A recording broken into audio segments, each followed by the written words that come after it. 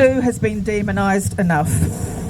Sue did not kill her first husband, and her former mother-in-law, Sydney, is here today to talk further about this vicious rumour, because vicious it is. And the rumour has circulated for years. Sue also didn't murder the husband she supposedly had in Scotland before she moved to Tasmania. Sue was 6 years old at the time. Detail that the people spreading this rumour are obviously not concerned about. Sue was not involved in the disappearance of a young man, Dennis O'Dea. It is an utter disgrace that the DPP made reference to Sue's involvement in Mr. O'Dea's disappearance in his closing address to the jury. The DPP said, very hard, she would have thought, with her involvement with the disappearing young Mr. O'Dea. And what had happened to him? No one knew. Disappeared. No body. There had been no mention of Mr. O'Dea's disappearance through the entire trial because it wasn't relevant. But the DPP's words must have left the jury with the idea that Sue had been involved in another disappearance, and the judge and Sue's barrister allowed this to happen. Sue did not murder Dennis O'Dea and chuck him down a well on her farm, something else she has been accused of doing. The coroner has found that Mr. O'Dea sadly took his own life. The rumours about Sue and Dennis O'Dea were started by a disgruntled former friend of Sue's who had spread a number of rumours about her.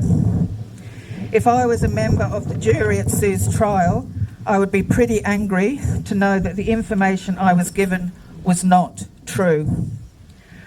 But Sue has not been the only person suffering from the actions of some members of Tas Police.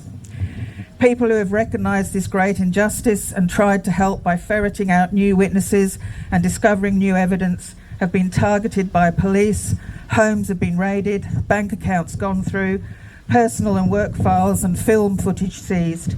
People have been arrested and some charged with perverting the course of justice, all because they tried to help Sue. It is a real shame that the police officers involved in Sue's case did not put as much effort and resources into finding who really killed Bob as they have done in defending the conviction of Sue. Efforts have also been made to discredit Sue's supporters. Inspector Powell has referred to support group members as the Blue Rinse Brigade.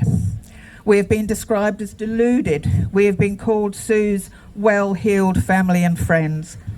Well, for the record, most people in the support group only met Sue when she was released from prison, and if only we were well-heeled.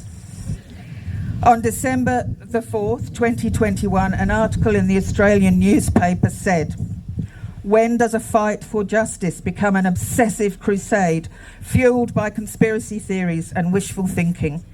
That moment for many has arrived in the case of the 12-year campaign to free Sue Neill-Fraser." In the same article, it was said that Bob Chappell's family are pleading for an end to more than a decade of campaigning, legal manoeuvres and muckraking. Well, what about the muckraking that has gone on with the attempts to discredit Sue and her support network? The past president of the Tasmanian Law Society, Simon Gates, has even waded into the debate. In a Mercury article on the 23rd of August 2022, titled "Neill-Fraser's Supporters Risk Undermining Confidence in Legal System," he stated, "It is not enough that people speculate about the other possible theories or explanations. Any such hypothesis must be considered in the context of the evidence as a whole." Well, Mr. Gates, our confidence in the Tasmanian justice system has already been severely undermined, partly because so much speculation was allowed at Sue's trial, and we have been asking that the evidence as a whole be considered for as long as this support group has existed. The wrongful conviction of Sue Neill-Fraser is a disgrace, and it could have happened to any of us.